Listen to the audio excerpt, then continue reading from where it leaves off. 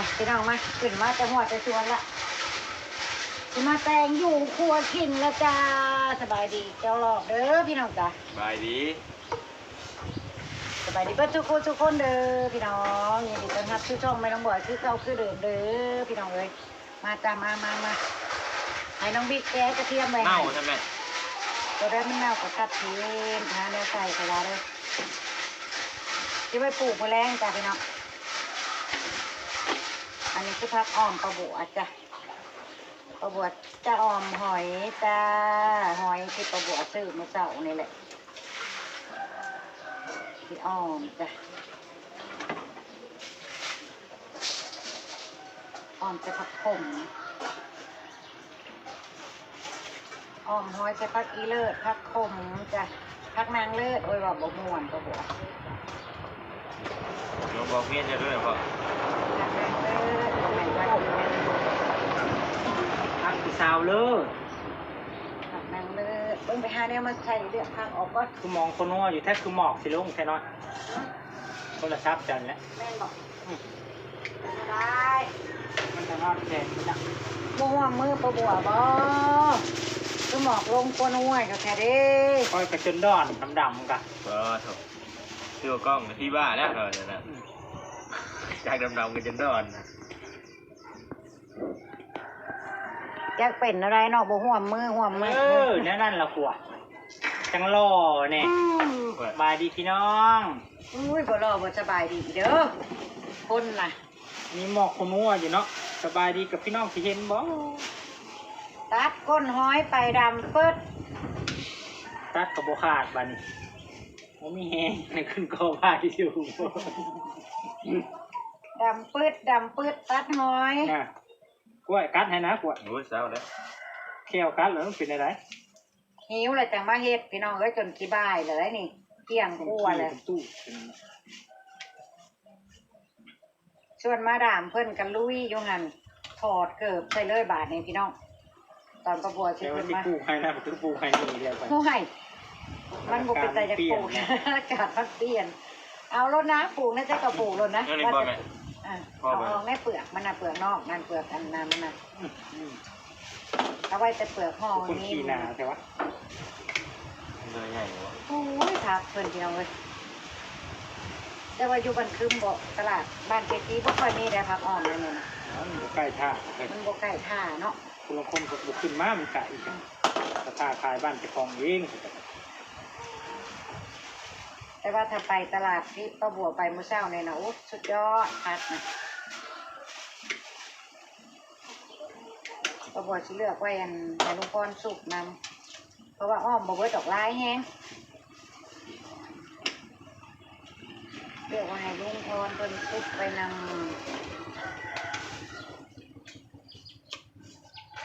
ยังไม่ทำ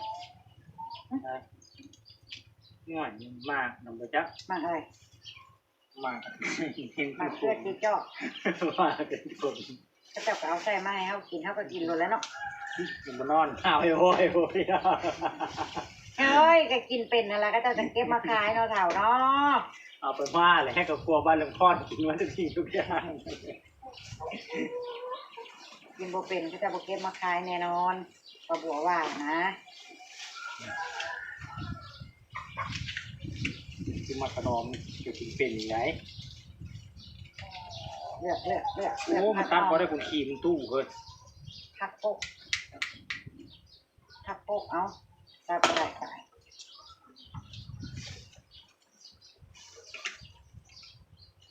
เด็กแข่งบุมีอยู่เฮ้ยมายืมนะแม่เล็บทำไมลูกกับบัตรว่าเลย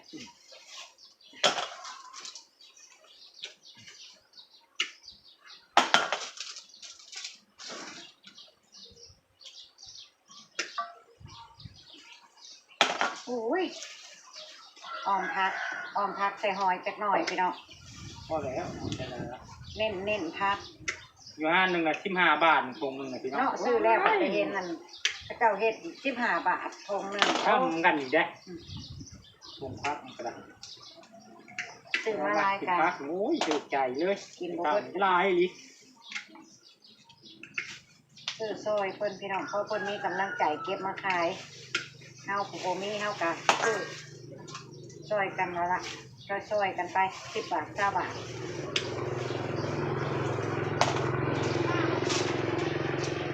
เพิ่นอยากขายก็คือเฮาอยากขายนี่ล่ะเก็บมาตั้งพอหม้อกว่าบ่มีไผซื้อตัวห้วยอาทิตย์หน้าก็จ่อยแวบ ห้องด่านไรลังอาทิตย์หน้ากัน จ่อยแวบผมมีไฟเก็บมาขายใส่แนวมันน่ะ เดี๋ยวฟังอีเลย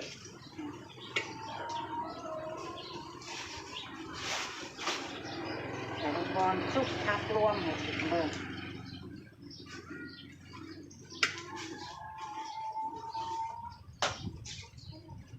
แต่ว่าของขายกับบริโภคดอกไปเมื่อเช้าในจุดได้ก็ได้ผักบุ้งกับบ่ได้บ่มีผักบุ้งขาดแคลนส่วนนี้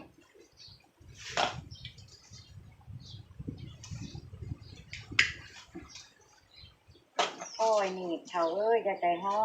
น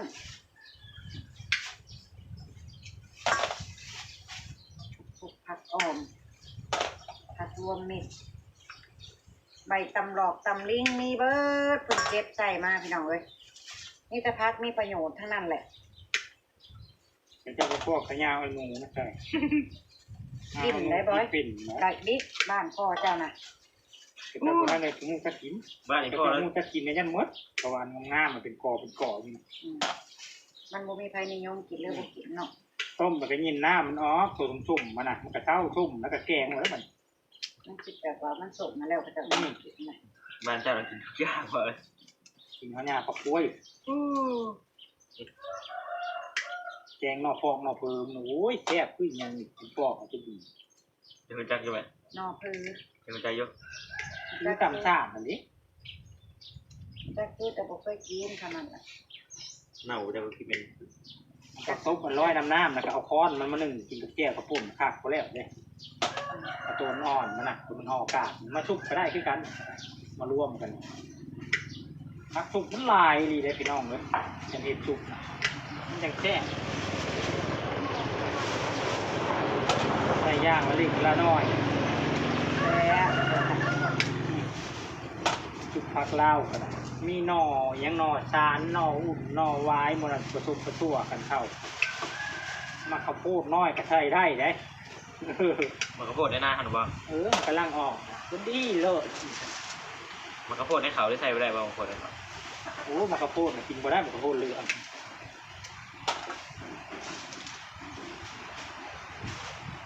ผักกาดหินมาดามเกียบเราจะไปปลูกไปย่างหนึ่งเลยข้าเจ้าใส่มาให้สิปลูกเนี้ยสิปลูกผักกาดหินเราบิ๊ก นี่มันปลูกง่ายเหรอปลูกเลยทิมไม่โลดมันง่ายเลยเว้ย เนี่ยดูลงไปแซวมาดามเลย ปลูกพักบุ้งเบิ้งมันสิเดนนะนี่หรอ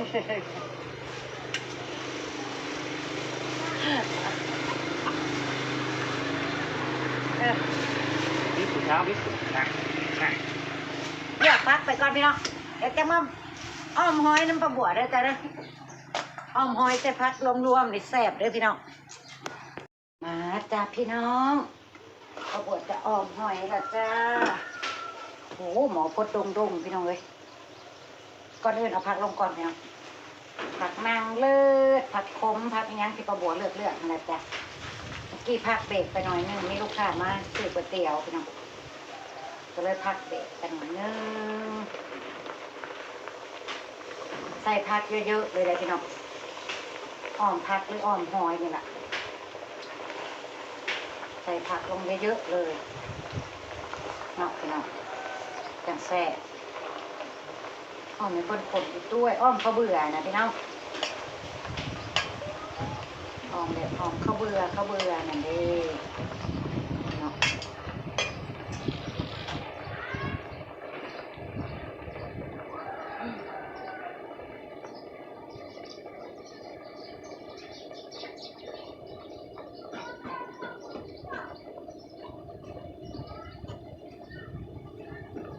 อ้อมยังบ่แล้วเพราะว่ามีลูกค้ามาซื้อ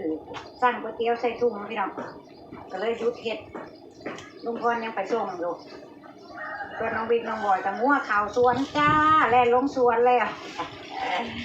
เฮ็ดหัวยังบ่แล้วหูจักต้อมเข่าจะได้งัวก็ได้ขนาดยังบ่ทันมีเขียวๆได้นี่พี่น้อง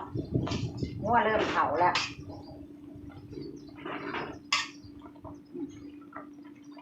ใส่ผักลงนี่หอยปลาบัวหอยขัวตัดก้นแล้วเรียบร้อยพี่น้องหอยหน่วยอ้วนก็เลยเนื้อหยาบปิดฟ้าไว้จังหน่อยก่อนนะตำข้าวเบื่อปกๆอีกจังหน่อยก่อนนะกระลุกกระลุนไปเดียวพี่น้องแตกไปทั้งภายทั้งมันเบิดแล้วเฮ็ดกินยังบ่แล้วจ้อยก็เป็นยังเนาะพี่น้องเฮ็ดถาลูกเฮ็ดถาลูกพ่อกลับมาก็จะได้กินลูกบ่ายแล้วจ้ะบ่ายโมงกลัวแล้วจ้ะต้องสั่งใส่ถุงก๋วยเตี๋ยวกะค่อนข้างหลายถุงแน่พี่น้องก็เลยเฮ็ดกันโดนเติบ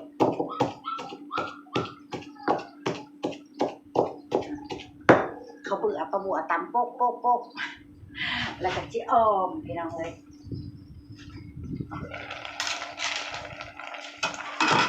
เฮ็ดคนเดียวเฮ็ดตักอยู่นี่ล่ะหอมแล้วหอมพัดนางเลิศเข้ากันเนาะพี่น้องว่าบอเวลาอ้อมหอยถ้าผู้ใดเคยอ้อมหอยแบบลาวๆแบบอีสานนะพี่น้องขาดพักนางเลิศพักอีเลิศก็ได้เลยล่ะมันสิเข้ากันกับอ้อมหอย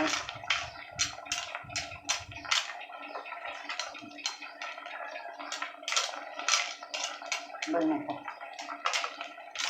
เสียงหมอโอ๊ยขนาดใส่น้ำหน่อยๆมันน้ำห้อยออกแล้วป้าไข่ลายนึงพี่น้องเลยก็พอดีละก็เพื่อพักซุกพักงานปรุงรส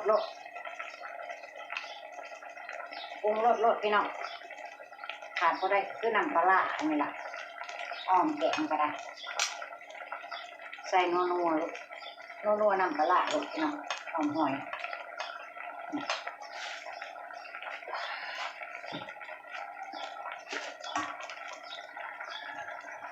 ใส่เกลือลงไปนิดนึงผงนัวก็นิดนึง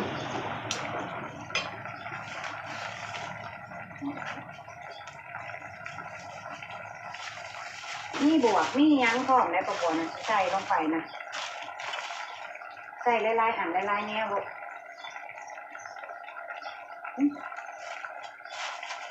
กินอะไรเนาะตุ๊ก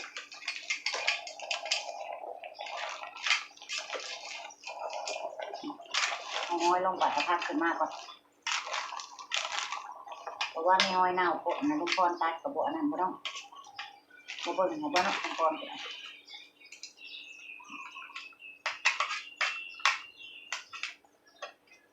หอยลงไปตัดบวบก่อนพี่น้องบ่มีมือกล้องกับสิเห็นอยู่ด้านเดียวเลยเด้อพี่น้องเด้อว่าบัวบ่มีมือกล้องน้องบิ๊กน้องบอยลงสวนแล้วเพราะว่าเขามาวุ่นสวน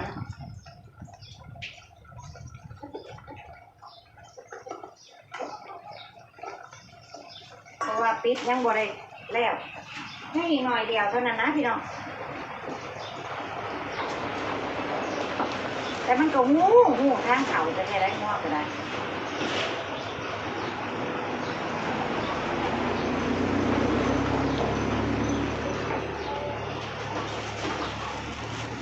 งูทางเขาสิมาเลาะเล่มจะแค่ไหน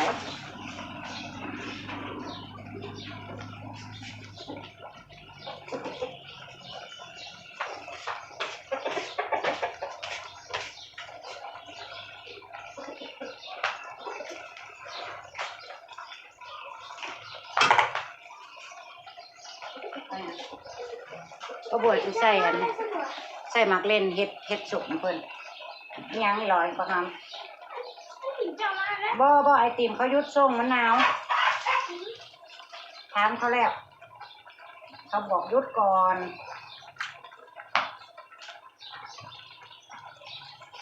ส่มาเครือเห็ดสมเพิ่นมาเครือเฮิม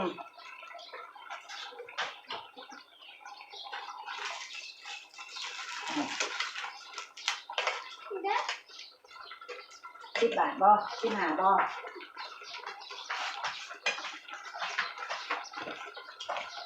โอเคทางเห็ดทางขายไปนี่แหละพี่น้อง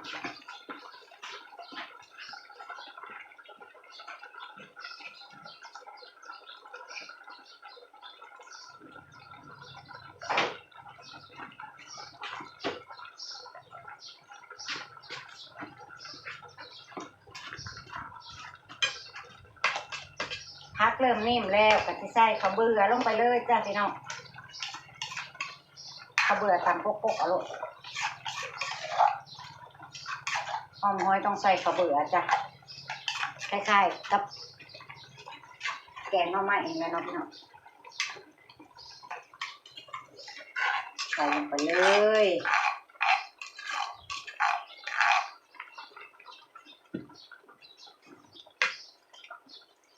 หอยขัวยามนี่อ้วนได้พี่น้องไข่เต็มแล้วก็โตขาวจั่วและหอยขัวก็คือหอยอันเพิ่นงมเอาในหนองได้เพิ่นไปกลัวมันเข้ากับเข้าง่ายนะแซ่บคนละแบบกันเลยพี่น้องเลยอ้วนโตเพิ่นก็สิขาวนี่อุ้ยผมเอาตัวเลยพี่น้องเขาเบื่อลงเลย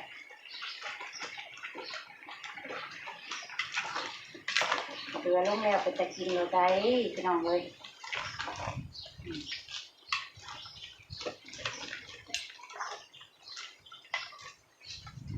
อ้อมพักอะไรจ้ะประมาณว่าอ้อมพักนี่พี่น้องหัวพริกเอาในส่วนในขนมใส่ลงไปลายๆลูกเพราะมันจะได้กินหอมแรงผลบอลพี่น้องเอ้ยลายค่ะเต็มหม้อจุลูแล้วบ้างเต็มหม้อจุลูแล้วจ้ะโอ้ยยังสีมาหยักน้ำลมโอ้ยมุดมัดมุดนี่เราเป็นลมเลยพี่น้องเอ้ย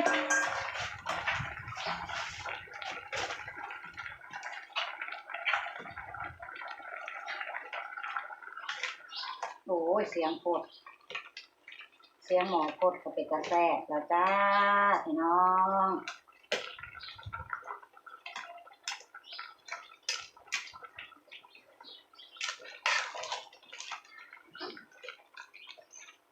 คนจนบ่อยากได้อ้อมห้อยก็ต้องเอาคนๆนี่แหละพี่น้อง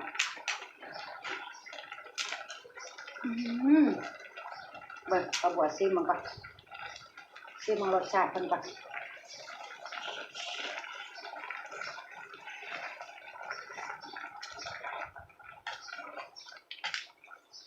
แซ่บอะไรพี่น้องแซ่บอะไรใส่พริกเขียวๆแต่ว่าจิตเติบหนึ่งเด้อเผ็ดเติบหนึ่งเด้อนี่เด้อ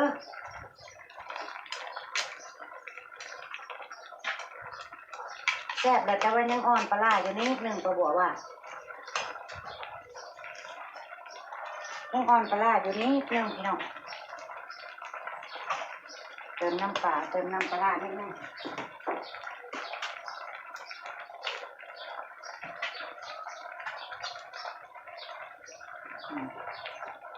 แซ่บแท้แน่นอนแบบโอ้ยคนนี้ก็ว้าวผมเอาตัวคัดแทะพี่น้องเลย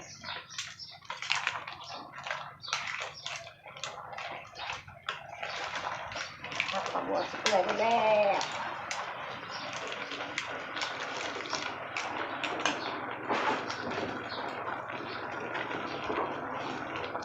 ตบท้ายด้วยต้นหอมจ้านี่ต้นหอมที่ปลาบัวเตรียมไว้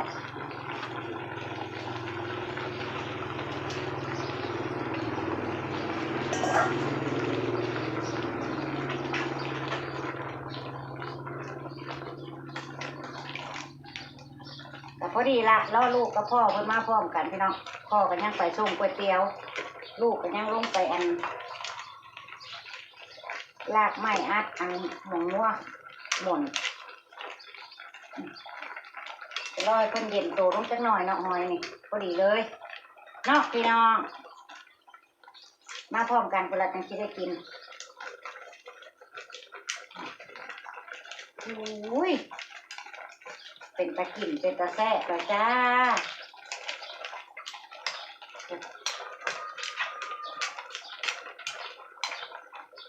หอมหอยหนอกหอมหอยหอมหอยสูตรกระบัวจ้า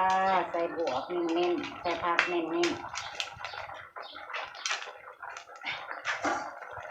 ๆมากระบัวใส่เบื้องหน้าตาจ้านี่พี่น้องหอมหอยสูตรกระบัวเองจ้าผักเน้นๆหอยอ้วนๆจ้าพี่น้องนี่ครับน้ำข้นๆจ้ะมันจังแซ่บออมหอยด่ะพี่น้องจ้ามาเด้อมาจุ๊บน้ำกันเด้อจ้าพี่น้องเบิ่งสิคนให้เบิ่งโอ้ยมือเดียวเนาะพี่น้องเนาะ มือกล้องบ่อยู่มึงเนี่ยผู้พักประบวนนะกินนี่กับพักกันกินแต่พักอยู่ได้เนี่ยพี่น้องตรงนี้